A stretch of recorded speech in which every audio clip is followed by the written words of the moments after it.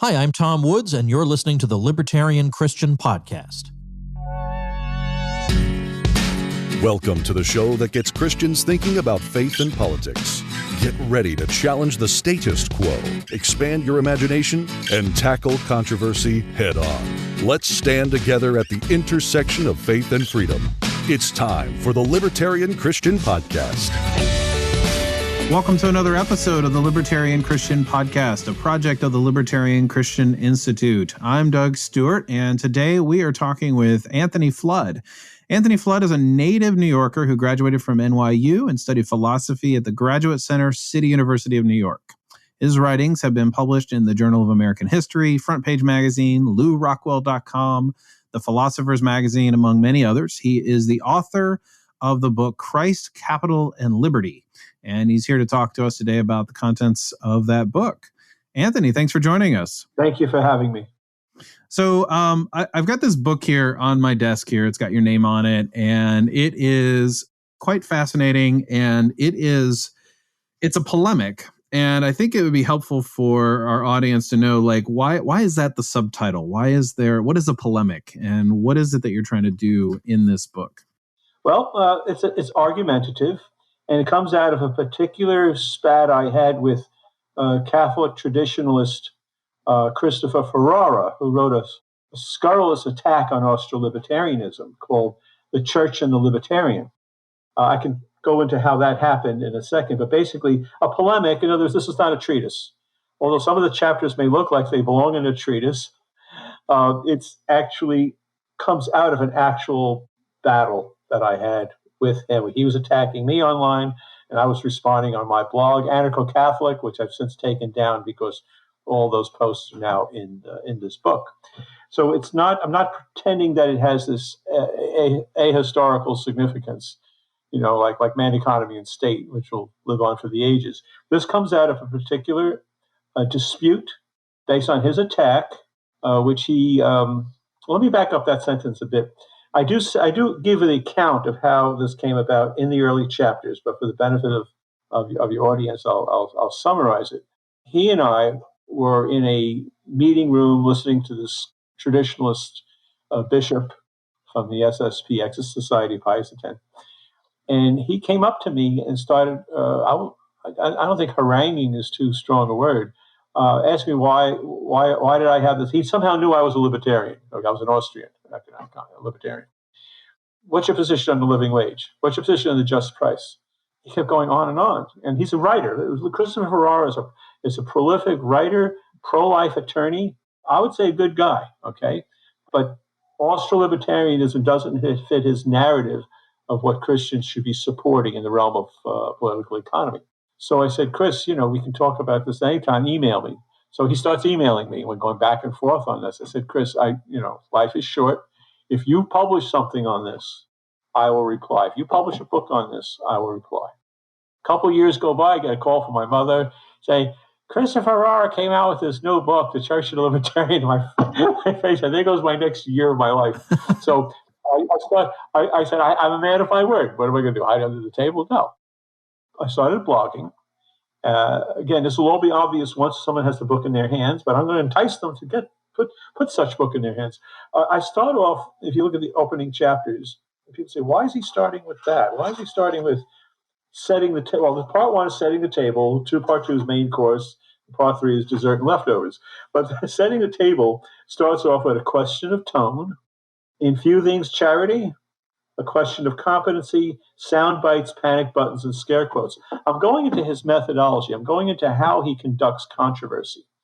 And I found that to be the most annoying and outrageous thing about how he went about attacking a school of thought, which is not hard to find and not hard to do research on, the Austrian School of Economics, Ludwig von Mises Institute. It's all their stuff out there for free. Their fattest tomes can be downloaded for nothing. He did so little research on his opponents, and he slandered. Basically, it's a slanderous book. It's a piece of propaganda. And I felt like I had to setting the table. I had to set the stage for what I'm about to do in detail in the ensuing chapters. I think you pointed out in your little outline for me, why is the principle of charity important? Well, I don't think I really have to explain that. That's like a leading question. Since Christians believe in charity or love and mutual respect as being part of the way we go about dealing with people, including our enemies, my goodness, our rivals within the Christian community ought to be treated with at least that much respect. And you should not misrepresent them. You should not suppress evidence about their position. You should not distort their position to fit your narrative. And that's exactly what he did. I want to stop here and let you ask a question because I don't want to go off on a tangent. I think I answered a little bit of what you're looking for. But yeah, well, I think the spirit of the book is definitely argumentative, and not in the sense of like it's. I mean, I'm sure there's passion behind it, of course, but it's not like it's this shouting match per se. Although, the reason I had that question in there about charity has to do with, it seems as though this is a very difficult thing to do. I think generally speaking, in ways for people who read views that they just find repulsive, or maybe they're just like, I can't believe they don't believe in such things, or they do believe in these things or whatever. And it's for some reason kind of difficult. I've read a lot of anti-libertarian arguments, and the stuff that you quote for Ferrara is like, really? You think that's what we believe? Yeah. Like, it's almost like you're like, you're stating the opinion of somebody who's not me, And right. So, and of course, everybody has their own slightly different views or whatever. But I think the tone that you set is sort of the right argumentative tone. Like, how do you engage with somebody whose work is not charitable in every way that it could be, or hardly at all?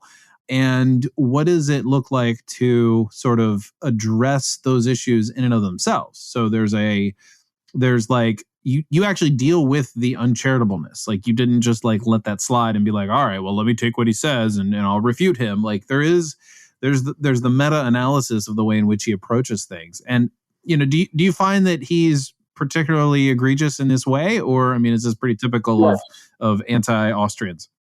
No, he's very combative in general when he's fighting for various things within the traditionalist Catholic movement. But he saw me as somehow I'm going to deal with Tony. I'm going to like convert me to his distributism. I don't know how he saw me. I don't know why he didn't attack me in his book. Like, why'd you pass me up? And then I said, if you're going to pass up Father James Sadowski, who knew Murray since the early 60s, it's a small matter to overlook Tony Flood. And how do you ignore James Sadowski? Private property and private ownership. I go on and on about James Sadowski. In fact, on my website, I reproduced David Gordon's memorial at the time that Father Sadowski died. There's a number of Austro Catholics, not just Austro Christians, but Catholics, Joe Sobran, and he doesn't deal with this. He makes fun of so-called Austrian scholars. They're real scholars. They're world-renowned scholars with advanced degrees, have written these profound books. And you don't pay attention to any of that, Mr. Ferrara. Why do you do that? See, the subtitle is a polemic. It's not a debate. I'm using the platform of my blog and now the book. The defunct, the deleted anarcho-Catholic blog now lives on in this book. That's my platform. I wanted to preserve the research that I had done. I didn't want that to go up in cyber flames. I really wanted to preserve the stuff that I did. But you raised something about how do we argue with people in general. We're finding that in the political arena today. That's come up. I wrote this before the age of Trump. We now know what that's like. Every news show you put on is what's it going to be like around the dinner table during the holidays. Yeah. Right? But I wasn't thinking about that. But this particular spat I had with Ferrara there's some universal themes in there. I mean, if two Christians can't have a civil conversation about Austrian economics, then what can we talk about?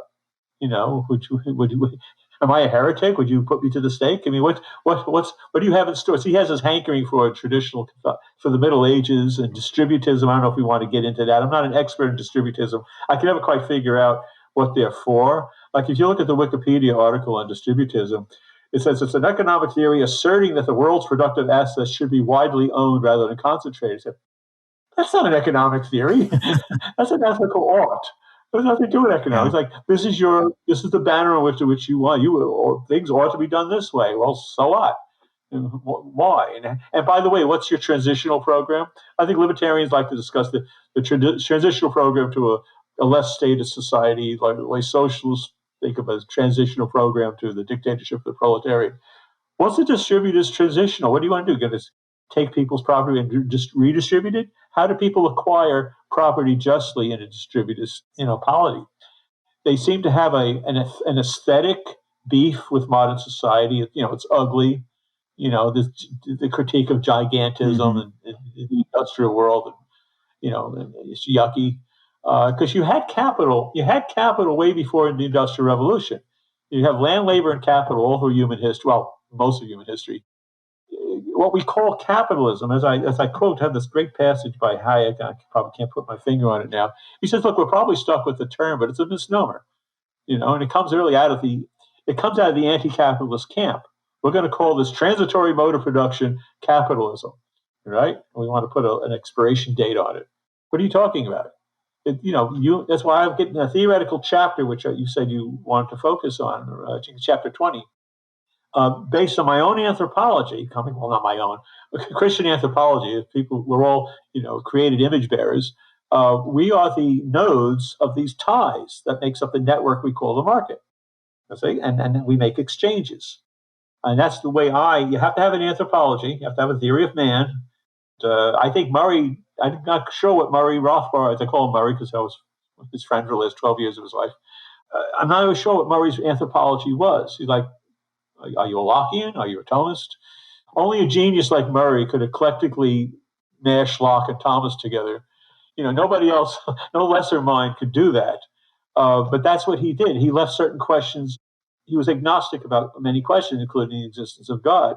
And so then he rationalistically churned out the alleged right of a woman to an abortion. I'm really going off far afield here.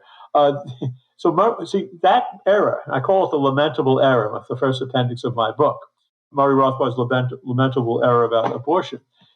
Ferrara would seize on that, ignore all the Catholic and Christian libertarians who are against abortion, wholeheartedly, fervently anti-abortion, and just wants to focus on that and think that the victory of libertarianism would lead to, leaving babies out on the street like an ancient Sparta or something. I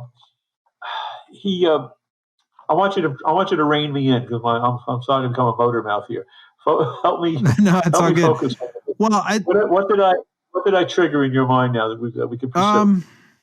To me, I think the essential battle between people who have a vision for society that has certain outcomes and you were talking about the transitional state of things and well, what are you going to do? Like all of your, my guess is that behind your rhetorical question there is, well, behind everything that you could possibly do right now, there's an inherent violence to things. And then alongside that, there are people like Ferrara who are uncharitable toward, they don't even give due diligence to the context of things that are being said. So for instance, it's pretty, I guess the respectful thing to do when you're arguing with somebody is take the best of their arguments and work with them rather than the least, the least convincing. So I don't know. You could go on. We could go on to that. But one thing, Doug, this occurred to me. What I try to show in the book is that every single, without exception, every single charge he made can be refuted voluminously. He writes off a bunch of intellectuals who didn't deal with his Kevin Carson. Yeah. Article after article against Kevin Carson, detailing him, devoting a whole issue of Journal of Libertarian Studies to going over his attempt to marry Austrian economic theory with the labor theory of value of all things. It's laughable. Why would you want to do that? But it fits Christopher Ferrara's narrative because they're very focused on labor, the role of labor. They have this wishy-washy view. Is labor the laborer or is it this economic category? And this all goes back to Rerum Novarum, late 19th century encyclical. See, that's where Christopher Ferrara got his marching orders, Catholic social theory, which as far as I'm concerned is warmed over social democracy. You scratch a European social democrat or a Christian democrat and they're distributists. And they say, it says right here that I've got to be a distributist. Yeah, right. So that regiments Christopher Ferrara's thinking on this topic. Well, I can imagine some of our listeners thinking, okay, well, if this guy is so wrong about what Austrians believe, I mean, and what we haven't mentioned here is that he also really takes Tom Woods out of context in Tom Woods' Church and the Market. And, you kind of demonstrate some of those things. Like if this guy is just so off his base on representing Austro-libertarianism, how influential is this guy? I mean, is he even worth listening to? I mean, obviously the answer is no, but I mean, like, why do some people think he is? Because, again, within certain circles, he is a Catholic traditionalist intellectual. Again, you got the Catholic Church, you got the Catholic Church in America, and you got the Catholic traditionalists, another subset. And EWTN, have you heard of that? Eternal Word Broadcasting Network. Okay, so he was on there a lot, but I think he soured on them. He thought they were a little too squishy when it came to Catholic traditionalism. He's very big on the Fatima, the alleged Fatima revelation in 1917. These are his hobby horses. These are the things he goes on the warpath over. He writes for various Catholic publications, which I'm not even going to bother to look up if you can find him. He's a big fish in a little goldfish bowl. Okay, he is a big fish there. He's not a bad writer. His heart's in the right place sometimes. And again, he's a pro-life lawyer. Okay, so if you get arrested for protesting outside an abortion clinic, call Christopher Ferrara. Okay, he's that guy. I got to give him his props for that. That's what he is. He's a Catholic activist, but he has this vision of Catholic social theory that I think Austrian economics has knocked into a cocked hat. And if you want to knock that down, then do due diligence, as you said. Read the stuff that's been said in answer to this.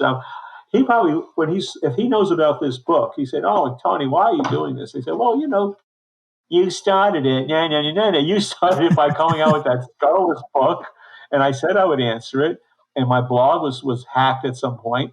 I said, I'm so glad I preserved all those posts offline. I'm going to come out with a book because, by golly, I'm impressed. I'm impressing myself. Who wrote that paragraph? Oh, I did. I'm looking back at it after the distance of 8 years, and it's almost like a new book to me. It's like a lot of interesting theoretical stuff about you may want to get into eudaimonism, flourishing. You picked out those 2 pages. It was page 123 and 124. And when I waxed theoretical there. I waxed theoretical in a few other places too. And I think that's something that could survive the debate, could survive this little polemic. Yeah. And take with it to other contexts, not just this narrow little playpen. Yeah. Let me take a slightly off topic because I'm just kind of curious here. Has he dealt with any of the writings of Michael Novak? No, I don't think so at all. I would have to do a search on that. I can almost imagine what his position that would be, because Michael Novak was not an Austrian economist. He's basically a democratic capitalism and all that. I think you would find, for Ferrara's taste, Michael Novak would be a liberal Catholic, believe it or not. Yeah. Conservative socially, but not what we need. What we need is a return to the Catholic Church. Right. Yeah. So, he's a big, he's an anti-Austrian libertarian. What are some of Ferrara's major misgivings about libertarianism? And then, maybe you can deal with, you can pick your favorites, maybe just talk about how you deal with them. Because I think some of them are common to the anti-libertarian argumentation. And, I think it'd be helpful to hear how you deal with them. His distinctive anti-libertarianism, again, comes out of a certain ethical stance coming out of his traditionalist Catholic view of the world. Okay, so libertarianism, like liberalism in general, and the French Revolution and all that, that's a nightmare. Okay, everything went downhill from the French Revolution and even the American Revolution. Although he's somewhat partial to the Constitution, being an American lawyer, but basically it's all one big mistake 200 years ago. And this modern liberalism called libertarianism, and its rationale, the Austrian School of Economics, is just amplifying or encouraging or reinforcing a basic error about who we are as human beings, why we're on earth, and what we're supposed to do. Give glory to God through the Catholic Church, form Catholic social relations, have a Catholic monarchy, I guess. I think he's sort of a monarchist. And anything that catches fire, like libertarianism, okay? Now we got socialism, so I'm sure he's taking out his axe with the socialists, which are now rising up on all sides. But the rise of libertarianism since we go back to the 60s, 70s, 80s, but with the Rothbard-Rockwell report and this excitement, that really bothered him. That really got under his skin. And he wanted to squash this bug if he could. And he just went about it all the wrong way. I'm not sure if I can pinpoint what he has specifically against libertarianism. This is all these, I'm flipping through the book trying to find, they're so embedded in the chapter. So when you say, as I say, what are his major misgivings? It's one big misgiving. His hair is on fire. You know, it almost seems to get in the way a little bit because he can't even get the argument fully developed before he refutes something. Right. He misrepresents the sources. As I say early on, he quotes for the history of economic thought. He quotes some unpublished paper by some doctoral student in Israel. That's the best you can do, Mr. Ferrara? She never got her degree. She doesn't even, I think she listed on some resume somewhere, all the stuff that's freely available on the history of the Austrian School of Economics. That's the best you can do before you're off to the races. And you can't. It's not like you can't call these people up and have a conversation. I mean, they're all glad to pretty easy to reach and talk to you. It's a click away. Yeah. You know, here's the really big thing. The biggest slander is that he's basically accusing Austrian economists in general, and that's Catholic Austrian economists in particular, of being prize fighters for the bourgeoisie, to borrow a phrase from Karl Marx in 1873, first volume of Capital, the afterword. In fact, I want to see if I can find that quote here. That was such a delightful, it has that rhetorical ring. Oh, I'm not going to find it fast enough. He sees Austrian economists, Austrian economists and their lackeys as apologetics for the existing state of things. And he does not take our disclaimers, our qualifications seriously. In fact, one passage that he loves, this is why he loves Kevin Carson. He loves this, I think this is why he loves him the most here. Vulgar libertarianism, okay? For kids, this is Ferrara quoting Kevin Carson. And just to pause here for a second, Kevin Carson is, explain for our listeners. He's a mutualist libertarian. Mutualism goes back to Proudhon, so he's a kind of anarchist. But again, how do I describe him? Well, Carson is is arguing in favor of libertarianism, but from a different vantage point. On some level. Yeah. Because even Kevin Carson knows that Murray Rothbard was against crony capitalism. See, but Ferrara loves this quote. This is Ferrara quotation of Kevin Carson.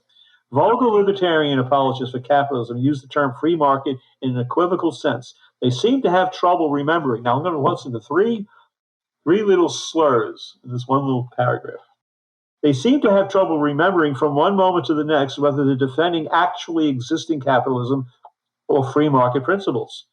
So we get the standard boilerplate article arguing that the rich can't get rich at the expense of the poor because, quote, that's not how the free market works, end quote, implicitly assuming this is a free market. When prodded, they'll grudgingly admit that the present system is not a free market and that includes a lot of state intervention on behalf of the rich. Last sentence. But as soon as they think they can get away with it, they go right back to defending the wealth of existing corporations on the basis of free market principles. So we've got this, are we sneaky Pete's? What are we? And you could, even Kevin Carson knows that Murray Rothbard said that one of the greatest mistakes of so many pro-free market people is to defend big business. So big business is basically turning America into a fascist country. I don't mean in the Ocasio-Cortez sense, but a classical fascist country. That's the grabbing of the state, the levers of power, by the rich and powerful through the corporations, using the legal mechanisms of the state, is a disaster for libertarianism. And Ferrara overlooks that. Kevin Carson overlooks that. And we're all on the same side when it comes to people who use the state for private advantage against the market. Nothing could be clearer. And so Carson just engages in this misrepresentation and slander. I'm not sure if I've scratching where you're itching. Oh, but yeah. that's No, fine. that's all good. Do you know if he's responded to? Does he know about your book? Has he responded? I mean, I know it was published I this haven't year. heard anything about it. I haven't heard anything about it. If he does know, I don't think it's in his interest to start all that over again. Remember, this big book, which is almost bigger than his book, only went through half of his book. And then I decided after a year or so, life is short. I spent the rest of my life critiquing Ferrara. Then he came out with another book on liberty, the God that failed. I said, no, I'm not going to. If you go through these 350 pages, you're going to know what I would say against these other stuff, because he just repeats the same stuff over and over again. He's basically preaching to the choir. Yeah. You should mail him a copy. See if he'll take care of it. Oh, it's that sleeping dog lie. But if he wants to start, there's the book. Yeah. And we'll get back into it again. Yeah. But it's a whole different world. The world of 2019, 2020 is so different from the world of 2010. It's amazing. In so many ways, it's different. The atmosphere is different. And, he and I might be in the same gulag the way things are going. So we'll be cellmates in Bernie's Workers' Paradise. Oh, my. That's funny.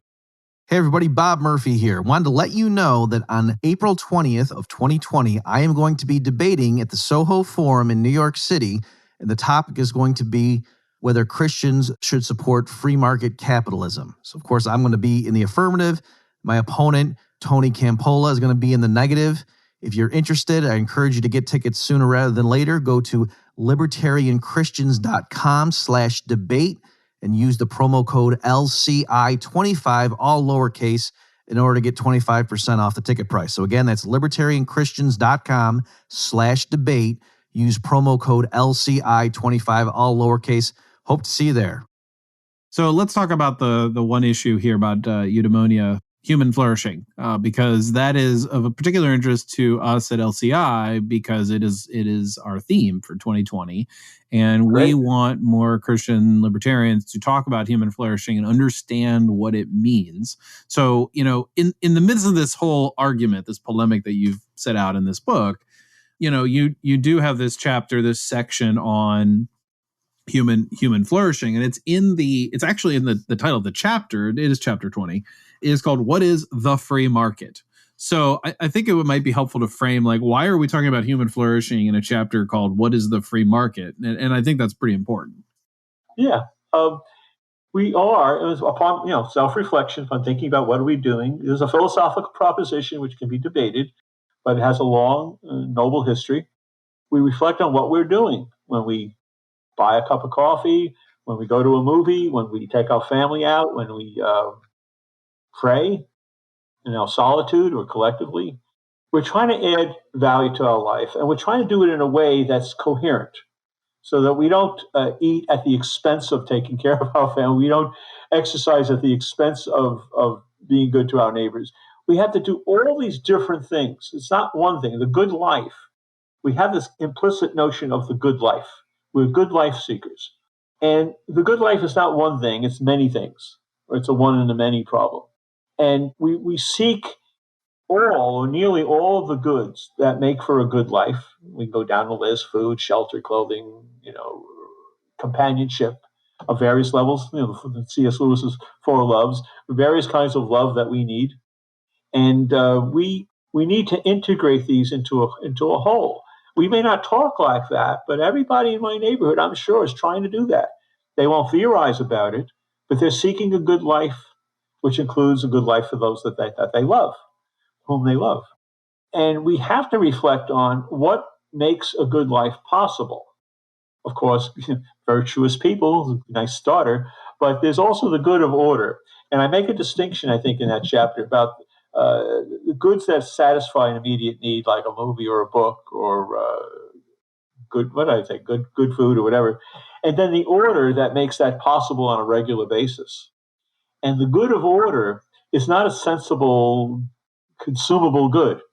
I can't buy the good of order on the market. The good of order is presupposed by everything I do on the market. And we have to make that an explicit object of attention. And what's the word I'm looking for? Honoring? That's the word. Valorization. I'm losing my vocabulary in my old age. We need to make an explicit object of attention and honor, in our going about seeking a good life. That's the political dimension. What kind of order ought we seek? And seeking a good order is different from seeking a good hamburger. It's a different kind of thing. It requires our intellect and our reason, our reflecting upon the grounds for something. And the particular element I want to add, because this has been my real interest in the last couple of years, where are we standing? I'm using standing metaphorically. Where are we standing when we ask those questions? And I don't get much of that from Mises and from Rothbard. It's a lot of taking for granted. And basically, they're feeding off of Christian historical and social capital. You're creating the image of God. Hi, I'm God. You're not. This is the world. And this is how the world works. And I said so here in this book. Okay? You get your marching orders, your parts list of the universe from the Bible, let's say. That was all overthrown. Christopher Ferrara has like a half a point there. That was all overthrown. Now we're just being strict scientists. And now how shall we go about knowing? Do we open up our eyes and look at all the sense phenomena coming in our ears and heads? Or do we start with logic? And there's the eternal dialectic going all the way back to Parmenides and Heraclitus, the one and the many. You see, sense data or logic. And modern man can't put those two things together. And I think that's where Christian revelation comes in. I'm racing through this because I know we have only a short time. The question that I was raising about eudaimonia, which is a Greek word, not a Hebrew, not a New Testament Greek word, I don't think. It's fallen man. This is where the Christian element comes in. How does fallen man go about constructing a theory of the good life in the context of knowing that we're sinners? So we got this warp. This walk working its way through the world and in ourselves. How do we overcome that? What are our prospects for overcoming that enough to create a society where humans can flourish? I'm more skeptical about that than ever before. I'm more pessimistic, I think I should say, almost at the point of despair, and I don't like being in that state. But we go about our business anyway. We comment on the news. Are we managing decline? Are we just recording decline? Theorizing in our holding of conventions and our publishing of articles and books and having wonderful conversations like this. What are our prospects for having a conversation with whom? Whom are we having this conversation with? Who's listening? This sounds so airy. I mean, I'm living in New York City where there's been a bunch of anti-Semitic attacks in the last week. And here I am talking about eudaimonia. It takes a certain amount of attention to say, no, this is why we have to think about that. Because there's certain people who do not have a clear understanding of what the purpose of life is, what makes for a good life. And there's this hatred, on every side here and social decline. So to raise the topic of the good life takes special doing. I'm glad you guys over at LCI are attempting to do that. I'm starting to think I'm getting a sense that I'm starting to ramble. So rein me in, Doug. Yeah, no, it's all good. I think that, I think about this a lot because I don't understand why people don't see human flourishing as requiring a bare minimum of individual liberty. And they don't even seem to pay lip service to it. It's almost like, well, in common good or human flourishing or, the well-being of the community is more important than the individual liberty of certain people. And I think what they mean is, if you interpret this, if I were to interpret it, maybe uncharitably, but maybe it's just it's their veneer, is the goals I have for society versus the goals you have for society. And it's not really about individuals, because I think if you kind of peel the onion back for them, it's like, well, do you think that this individual deserves a certain amount of freedom or a lot of freedom even? And they'll say, well, of course. So it doesn't seem to me that the argument in favor of human flourishing, I don't understand why more people don't talk about individual liberty. Maybe just because they think that means a whole bunch of things they don't agree to, but it certainly means a bare minimum of individual liberty. Well, I think you're raising an excellent point. Thanks for steering me back to that, because that's the issue. We don't permit each other that freedom. You see, it's not just liberty. I make a distinction. I got it from Lonergan. Essential freedom, the freedom we have by nature, and effective freedom, which might be more constricted. And what effective freedom will we politically allow our neighbor? Not just freedom for me, but freedom for thee. Even if I disagree with you, where do you cross the line where you say, no, you don't have the right to, like the whole pro-choice movement? No, that baby does not lie within your sphere of morally permissible choices with respect to taking life. But people have a variable notion of liberty. It varies on a case-by-case basis. Yeah. I may offend you, but you may not offend me. Being offended is like this. That's the mortal sin. So, and we will take away your liberty if you peaceably say something that they think will create a threatening atmosphere. I forget the word they use on the campuses. An unsafe safe space. Safe spaces and all that. But we can laugh about that, but it's deadly serious. It's deadly serious. I want to know what they would say if I said I'm triggered by safe spaces. Right. The problem with that is that they're not really interested in the dialectical niceties of that kind of like you go up to a skeptic and say, well, I know that I know nothing. You go, oh, that's interesting. I am contradicting myself. He's not going to punch you in the face with somebody from Antifa would. They drop him. As simple as that. So the question that's been bothering me for the last year or so is, if I can't have a conversation with you, what am I left with? See, do I just get on my knees and pray? Do I arm myself against you? What are my options? Right. Well, the idea of a society in which human beings flourish, that's a wonderful thing, and we should nail it down and describe it in detail. What are the goods that every good life requires, and listing all and see how complete we can make the list, and how do we balance them so we don't balance anything. But as you're dealing with a barbarian enemy, how do you then have that conversation? I think the how is really important, because I think that's part of the human flourishing. Is like, how not only how do we get there, because there's a lot of flourishing happening, but how is it that human flourishing is accomplished? Yes. Is almost more, I wouldn't say more important. I think it's equally as important as what it is that we're hoping to achieve or maintain. So I would say that I think it's a failure to acknowledge human flourishing in the present as if human flourishing were just this thing that's out there in the future that we haven't achieved yet. Okay. Because there's a lot of human flourishing that is happening, and it's happening amidst states of human non-flourishing. We are flourishing in a number of ways. Individuals can flourish in some areas and not in others. Communities can flourish in some areas and not in others. There's communities in the United States and around the world that are flourishing, and then there are those that are not. So there are conditions under which human flourishing can happen, and how we do it is probably the most important question, because it doesn't matter what you're getting. I mean, I've often said, and it's kind of a crude way of saying it, like there's a really, really simple solution to eliminating poverty, and that's by eliminating everybody who's poor. Well, no one would go for that. Right. Obvious, for clear and obvious reasons. Right. But if you wanted to eliminate poverty, you could just do that. But no one's going for that. So there's clearly a boundary line of like, well, here's what we cannot do. And I think that's where libertarianism has this sort of like, no, this is the line you cannot cross, because then it crosses the boundary of disrupting I guess the telos of what we're all aiming for. I think it's not only retailing for your audience instances of human flourishing, and I'd be interested to see those too, and I'll probably tool around your site and find great articles showing that. I mean, you show on a case-by-case basis, okay. But I think you're concerned, on the one hand, that it's not systematic. We don't seem to have a systematic way of producing human flourishing.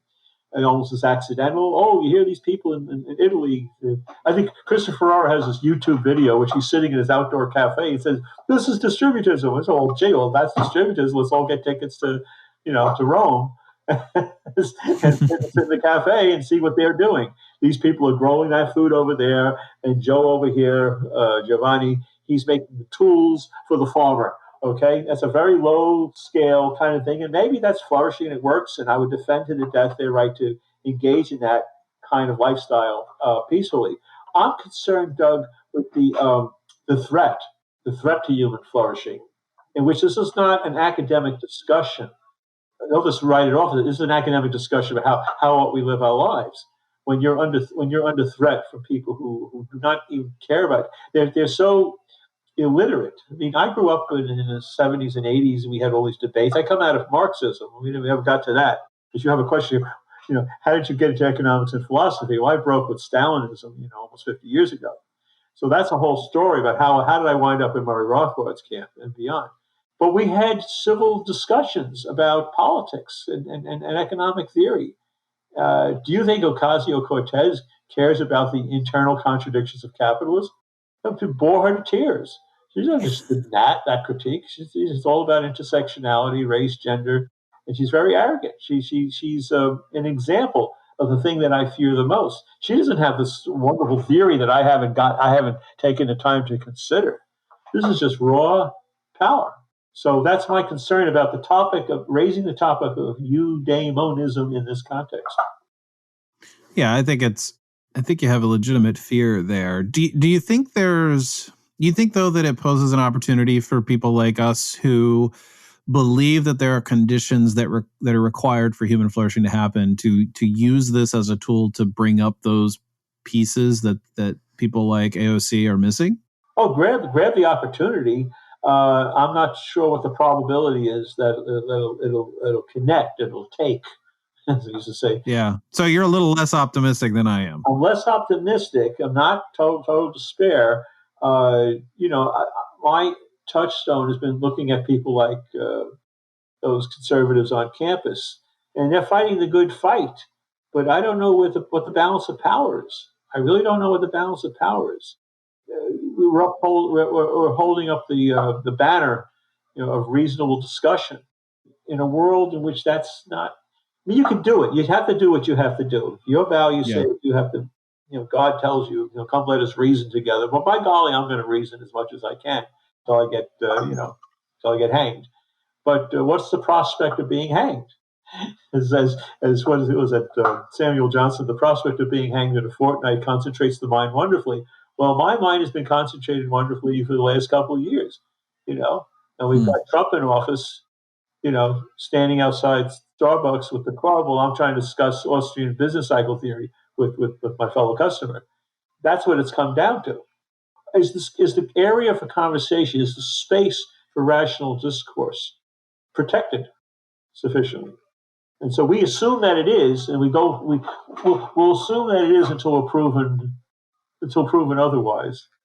That's all we can do. But I had a much more robust, optimistic sense. When you're around Murray was the eternal optimist. He would tell you stories in history where things look really bleak. So the Black Death, and that was bleak. That was not a good time for libertarianism. But so he always saw the bright side of everything. That's maybe just the way he was wired. But I really wonder how he would assess the current state of political discourse today. Yeah, I mean, I think you're raising really important points. I think I have focused very much on the progress and innovation in certain areas. It's at the end of a decade here. You and I are recording this right at the beginning of 2020, and we are looking back at a decade. Everybody's talking about the last decade has brought this, et cetera, et cetera. And there's just so much to be thankful for on the one hand. Yet on the other, what you're saying here is that the conditions under which we're able to have conversations and debates have devolved in ways that are threatening at worst and disconcerting at best. Yes. And I think those are things, definitely worthy of being concerned about. So I guess part of the debate, part of the tactic is going to be to how do we raise that standard of conversation so that so it's actually a safe space rather than the people who are speaking truth don't feel threatened by those who are just seeking power. Yes. I mean, that would be the real, definition of a safe space, is that, people like us aren't being threatened with power. Yeah. You can't write off the prospects for liberty. You may not ethically write off the prospects for liberty prematurely. That would be a sin. Okay. Yeah. Don't do it until the curtain comes down. You keep fighting it for every last second, minute you have to make the case to somebody, and leave the rest to God. He's in control.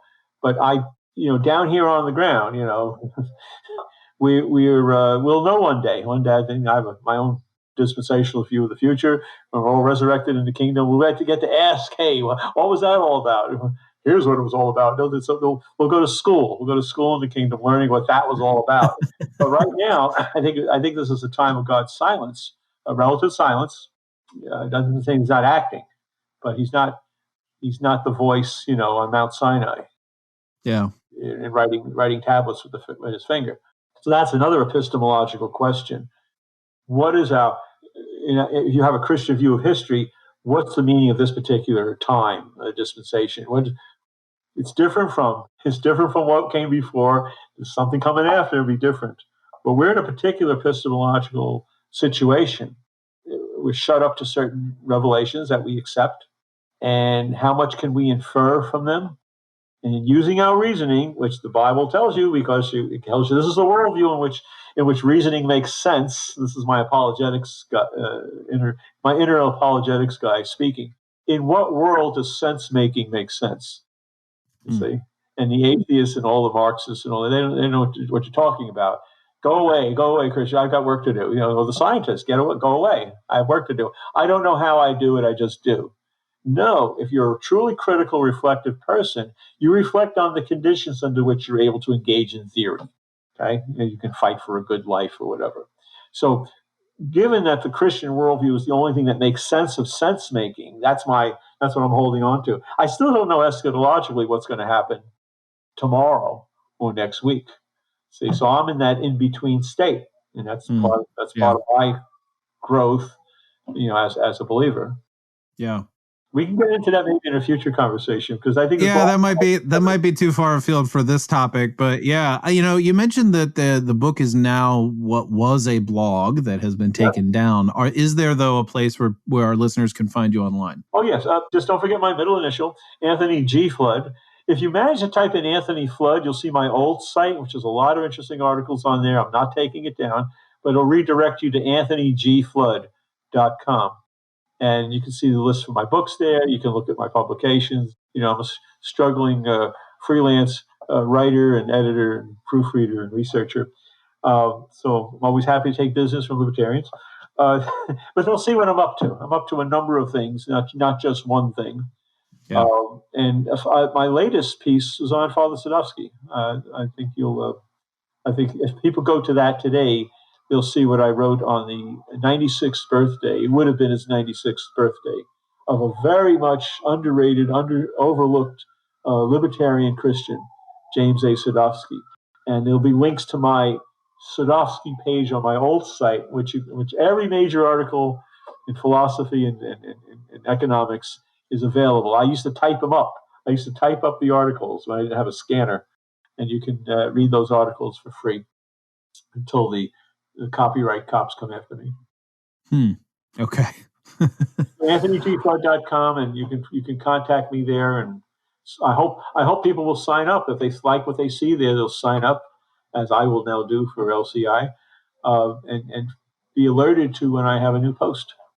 Well, thanks, Anthony, for joining us today and to talk about your book. And also, I really appreciated your thoughts on human flourishing. And I think maybe in a year after we have talked about human flourishing for this entire year, we'll see whether or not I could convince you to be more optimistic. I need that therapy. I really look forward to that. Thank you, Joe. All right. It's been a wonderful, just about an hour or so, and I really got a lot out of it. I appreciate the opportunity. Oh, well, good. Thanks.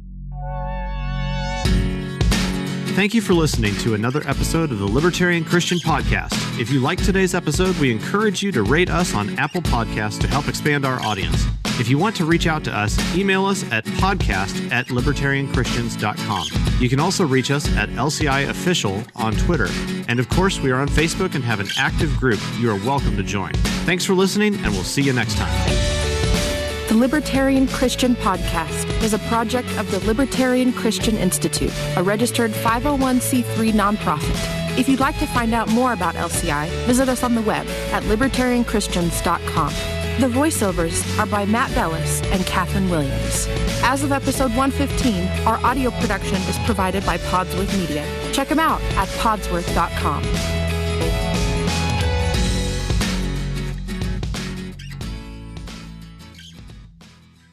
Hey, podcast listeners. Since you like listening to audio content, we wanted to let you know about a new audiobook titled Called to Freedom: Why You Can Be Christian and Libertarian. It's read by me, Jacqueline Isaacs, one of the contributing authors of the book, and every download helps to support the Libertarian Christian Institute. To learn more and to download the audiobook today, go to calltofreedombook.com.